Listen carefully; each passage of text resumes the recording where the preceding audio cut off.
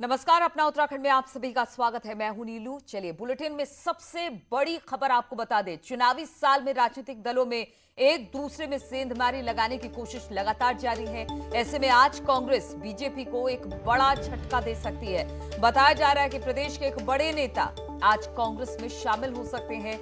ये नेता पहले भी कांग्रेस में रह चुके हैं और आज दिल्ली में उनकी घर वापसी हो सकती है। पूर्व सीएम हरीश रावत, प्रदेश कांग्रेस अध्यक्ष गणेश गोदियाल और नेता विपक्ष प्रीतम सिंह इस वक्त दिल्ली में ही मौजूद हैं। तो कहा जा सकता है एक बड़ी सेंधमारी, बीजेपी को एक बड़ा झटका लग सकता है। चुनावी साल है, ऐसे में राजनीतिक दलों का इधर से उधर दाना लगातार जारी है। इसी पर बातचीत करने के लिए दीपांकर हमारे साथ जुड़ गए हैं। दीपांकर, क्या खबर मिल रही है इसको लेकर? बिल्कुल नीलू, जिस तरह की खबरें हैं कि दिल्ली 24 अकबर रोड जो कांग्रेस का राष्ट्रीय कार्यालय है, वहां पर अब से आधे घंटे के बाद बड़ी ज्वाइनिंग्स होने वाली है और 3 विधायकों की ज्वाइनिंग की खबरें इस वक्त सामने आ रही है कि 3 मौजूदा विधायक जो बीजेपी के अभी हैं, वो तीनों के तीनों अब से आधे घंटे के बाद यहां पर कांग्रेस में शामिल हो जाएंगे। तीनों इससे पहले कांग्रेस में ही रह चुके हैं और तीनों की वापसी की तैयारी लगभग हो चुकी है। सूत्रों का दावा है कि ये ज्वाइनिंग्स बड़ी ज्वाइनिंग्स होंगी, क्योंकि खासतौर पर जो राष्ट्रीय महासचिव है संगठन के केसी वेणुगोपाल, इसके अलावा जो प्रदेश प्रभारी हैं देवेंद्र यादव, रणदीप सुरजेवाला, हरीश रावत, प्रीतम सिंह और गणेश गोदियाल, सभी लोग दिल्ली में मौजूद रहेंगे इस प्रेस कॉन्फ्रेंस में। खास बात यह भी है कि नेता विपक्ष प्रीतम सिंह पिछले 4 दिनों से दिल्ली में डटे हुए हैं और यह भी सूत्रों के हवाले से खबर है कि जो नेता ज्वाइन करने वाले हैं उनको लेकर जो प्रियंका गांधी से लास्ट राउंड की बातचीत हुई और लखनऊ में हुई थी। जब प्रियंका गांधी लखनऊ में थी तो नेता विपक्ष प्रीतम सिंह लखनऊ गए थे, यह सूत्रों का दावा है और वहां से इस पूरी भूमिका को फिर तैयार किया गया। तो आज कुल मिलाकर बीजेपी जो 57 विधायकों की सरकार जिसकी यहां पर बनी थी 2017 में, अगर उसके 3 विधायक खिसकते हैं तो एक बड़ा झटका बीजेपी के लिए होगा। हालांकि बीजेपी ने भी 2 निर्दलीय और 1 कांग्रेस के विधायक को अपने खेमे में शामिल किया है, लेकिन अब अगर बीजेपी से कांग्रेस में आते हैं तो जाहिर तौर पर वो भी अगर सिटिंग एमएलए आते हैं तो एक बड़ा झटका जरूर। दीपांकर, आपने कहा सिर्फ आधे घंटे बाद ही कुछ बड़े नाम जो बीजेपी के हैं वो शामिल हो सकते हैं कांग्रेस में, तो कोई ऐसा नाम जो निकलकर सामने आ रहा हो?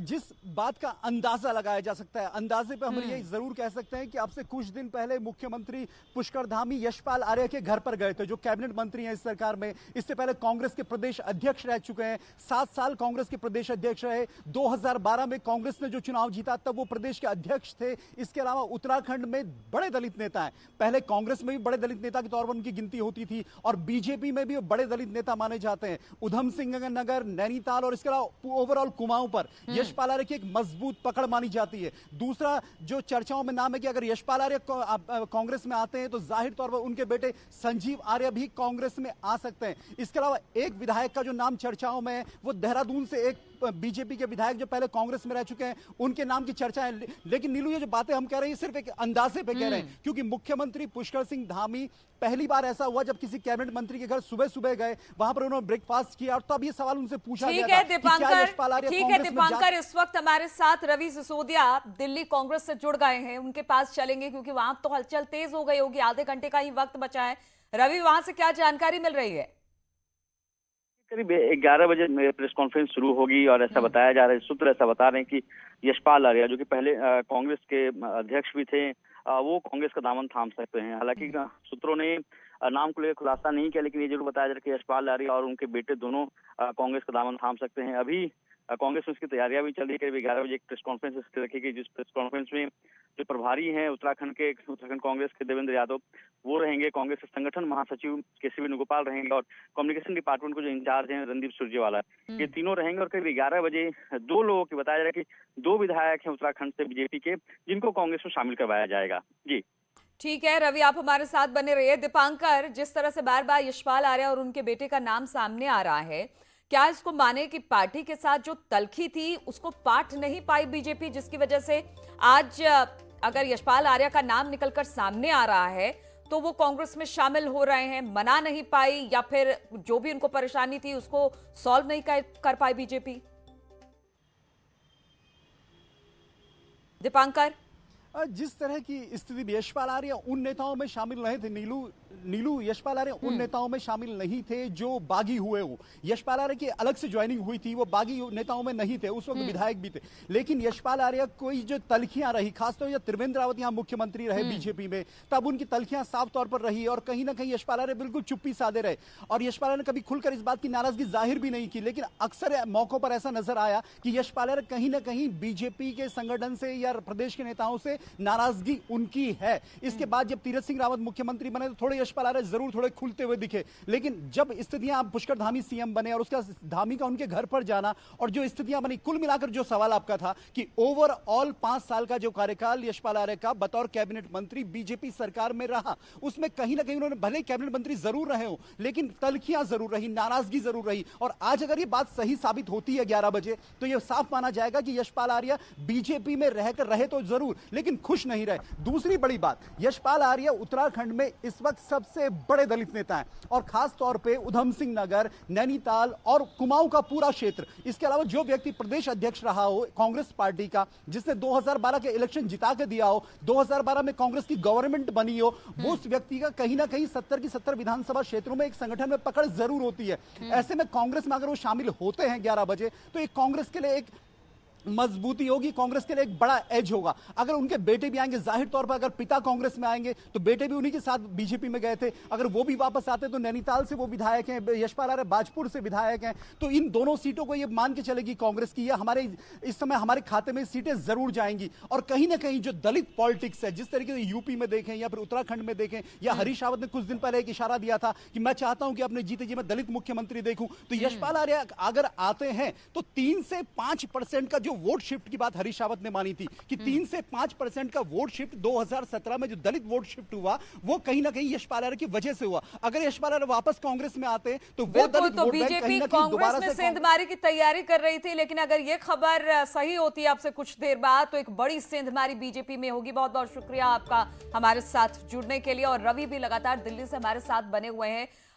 रवि, कहा जा सकता है कि लगातार बीजेपी ये कह रही थी कि हाउसफुल का बोर्ड लगाना पड़ेगा, कांग्रेस के बहुत सारे लोग हमारे यहां आने की तैयारी में, लेकिन ऐसे में अगर यशपाल आर्य का नाम सामने आ रहा है तो बीजेपी के लिए एक बड़ा, कह सकते हैं, डेंट है।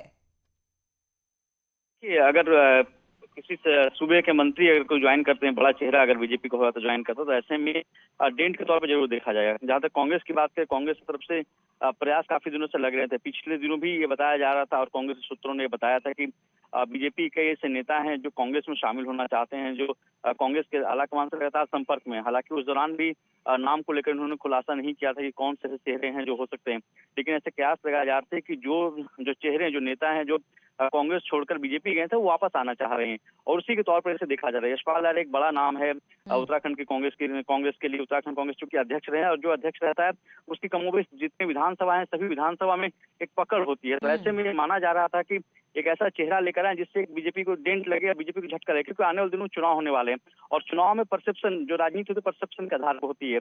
और अगर कोई बड़ा चेहरा आता है अगर बीजेपी का, तो ऐसे में एक चुनाव से पहले ये कहा जा सकता है कि परसेप्शन के तौर पे माना जाए कि कांग्रेस वहां पे अच्छा कर रही है। कांग्रेस तरफ से कोशिश जरूर की गई थी, क्योंकि एक ऐसा समय था जब कांग्रेस के बहुत बड़े बड़े जो नेता हैं वो कांग्रेस छोड़कर बीजेपी चले गए थे। उस दौरान ये माना जा रहा था कि कांग्रेस में कोई रहना नहीं चाह रहा, क्योंकि कांग्रेस की राजनीति को अगर आप देखें तो हरीश रावत को छोड़कर कोई ऐसा बड़ा चेहरा नहीं था जो कांग्रेस में था। जो तमाम बड़े चेहरे थे वो बीजेपी जा चुके थे। तो ऐसे में कोशिश की जा रही थी कांग्रेस की तरफ से कि जो छवि है पार्टी की उसको सही की जाए और जो लोग रूट कर चले गए दूसरी पार्टी में उनको मनाने की कोशिश की जाए। जी चलिए, अब से कुछ देर में ये स्पष्ट भी हो जाएगा कि वो कौन से नाम है, क्या यशपाल आ रहे हैं या कोई और नाम है। थोड़ा इंतजार और करने की जरूरत है। बहुत बहुत शुक्रिया आपका रवि हमारे साथ जुड़ने के लिए। और लखीमपुर हिंसा पर जारी है सियासत। आज कांग्रेस राज्यपाल को सौंपेगी ज्ञापन। बताया जा रहा है गणेश कुतियाल के नेतृत्व में राज्यपाल से मिलेगा एक प्रतिनिधिमंडल। लखीमपुर हिंसा पर सियासत लगातार तेज है। कांग्रेस राज्यपाल को एक ज्ञापन आज सौंपने वाली है और ये ज्ञापन जो होगा वो गणेश कुतियाल के नेतृत्व में राज्यपाल से एक प्रतिनिधिमंडल मिलेगा और फिर उसी के बाद लखीमपुर हिंसा पर राज्यपाल को एक ज्ञापन कांग्रेस की तरफ से सौंपा जाएगा।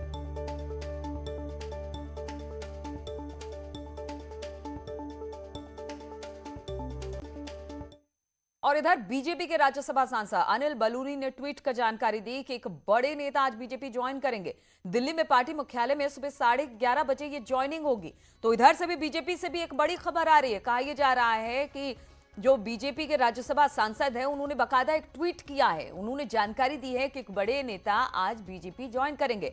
दिल्ली में पार्टी मुख्यालय में सुबह 11:30 बजे ये ज्वाइनिंग होगी। अब ये कौन है, क्या है, इनका नाम क्या है, ये अभी तक इस बात का खुलासा नहीं हुआ है, लेकिन देखने वाली बात होगी कि 11:30 बजे बीजेपी में कौन बड़ा नेता ज्वाइन करता है। और प्रधानमंत्री गरीब कल्याण योजना के तहत आज सीएम धामी गरीबों को अन्न वितरण करेंगे। कार्यक्रम सुबह 11 बजे जनता दर्शन हॉल में होगा। अन्न उत्सव के तहत सीएम धामी गरीबों को अन्न का वितरण करेंगे।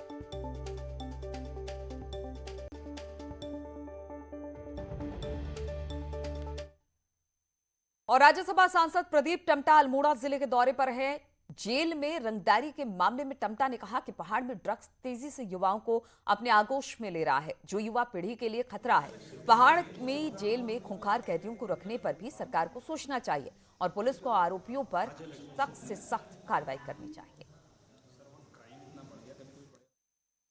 एसपी अल्मोड़ा से भी कहा भी है कि जो जेल की घटना है ये सिर्फ रंगदारी का ही विषय नहीं है। इसके हाथ जो अल्मोड़ा के अंदर नौजवान पीढ़ी को ड्रग्स के माध्यम से बर्बाद करने का एक षड्यंत्र है और एक बड़ा रैकेट ड्रग्स का यहाँ पर चल रहा है, उससे भी जुड़े हो सकते हैं। तो तत्काल इस पर तगड़े एक्शन भी लेने चाहिए। जो हार्ड को क्रिमिनल बाहर से यहाँ पर ट्रांसफ़र किए जा रहे हैं उस पर भी लगाम लगनी चाहिए। और कोटद्वार में नगर निगम के फर्जी चेक और नगर आयुक्त के फर्जी साइन पर निगम खाते से 23 लाख के फ्रॉड मामले में अब तक 3 आरोपियों को गिरफ्तार किया जा चुका है। तो वहीं शक की सुई बैंक कर्मचारी और नगर निगम के अकाउंटेंट पर भी जा रही है। मामले में पुलिस को अभी मास्टरमाइंड समेत 1 दर्जन से ज्यादा आरोपियों की तलाश है। कोटद्वार मेयर हेमलता नेगी का कहना है कि निगम के अकाउंटेंट की मिलीभगत के बिना ऐसा फ्रॉड संभव नहीं। कोटद्वार मेयर ने कहा कि मामले में बैंक पर भी कार्रवाई की जानी चाहिए, जिसने नकली चेक के आधार पर 23 लाख का कैश ट्रांसफर कर दिया। इसमें कई लोग मिले हुए होंगे, इसमें बैंक वाले की भी इतनी बड़ी लापरवाही वो भी मिला हुआ होगा, ऐसा प्रतीत होता है हमें। और जो अकाउंट में बैठा है, अकाउंट के बिना तो कुछ होता ही नहीं है और सारा तो काम उसी का होता है, हेडेक में उसी के उसमें होता है। और रिलायंस इंडस्ट्रीज स्टर्लिंग एंड विल्सन में हिस्सा खरीदेगी। आरआईएल की सब्सिडियरी कंपनी रिलायंस न्यू एनर्जी सोलर लिमिटेड यानी RNESL इसमें 40% हिस्सा खरीदेगी। RNESL Shapoorji Pallonji and company से 375 रुपए प्रति शेयर पर 1,84,00,000 शेयर खरीदेगी।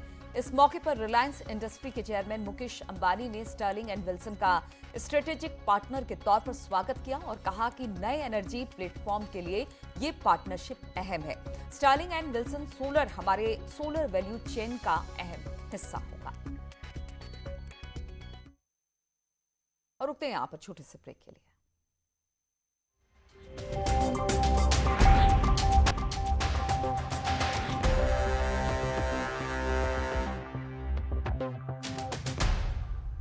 और ब्रेक के बाद बात पौड़ी की करें तो पाबो ब्लॉक के धारकोट के रहने वाले 24 साल के सैनिक विपिन सिंह गुसाई सियाचिन में दुश्मनों से लोहा लेते हुए शहीद हो गए। शहीद सैनिक विपिन गुसाई 57 बंगाल इंजीनियरिंग के कार्यरत थे और वर्तमान में सियाचिन में पोस्टेड थे।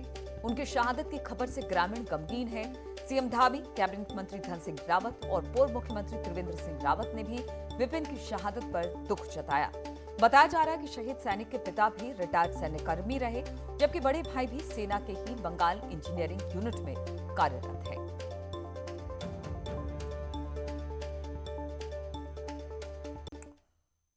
और उत्तराखंड में सेना में युवाओं को भर्ती के नाम पर शातिर ठग अब तक लाखों रुपए ठग चुके हैं। शनिवार को भी एसटीएफ ने एक फर्जी लेफ्टिनेंट को गिरफ्तार किया, जिसके पास से कई जरूरी दस्तावेज मिले। साथ ही 5 युवाओं के फर्जी नियुक्ति पत्र भी उनके पास से मिले। फर्जी अधिकारी युवाओं को 2 से 3 लाख रुपए में सेना में भर्ती कराने का दावा करता है। वहीं ऐसे गिरोहों पर लगातार कार्रवाई जारी है।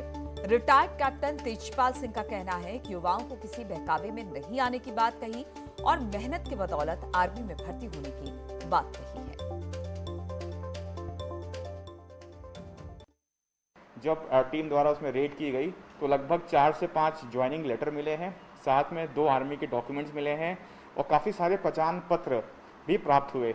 इसके अलावा उसकी एक यूनिफॉर्म प्राप्त हुई है जिसमें स्टार्स लगे हुए हैं और साथ में ये भी पता चला है कि वो प्रति व्यक्ति 2 लाख रुपए लिया करता था। मेरा आप सभी लोगों से यही बोलने का मतलब है कि या मैं आप लोगों को एज आर्मी पर्सन आप लोगों को यह बताना चाहूँगा कि आप लोग इस प्रकार के फ्रॉड लोगों से बचें और किसी भी प्रकार का इस प्रकार का विश्वास मत कीजिए। और पिथौरागढ़ से खबर है, यहां पर केंद्रीय सड़क एवं राजमार्ग राज्य मंत्री वीके सिंह ने पिथौरागढ़ के गुंजी का दौरा किया। वीके सिंह ने हेलीकॉप्टर की मदद से 11,000 फीट की ऊंचाई पर मौजूदगी गुंजी पहुंचे। इस दौरान उनके साथ बीआरओ के कई अधिकारी भी मौजूद रहे।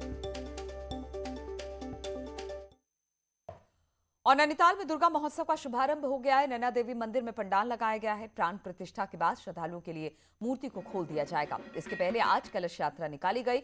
बंगाली समुदाय की ये दुर्गा पूजा 15 अक्टूबर तक चलेगी।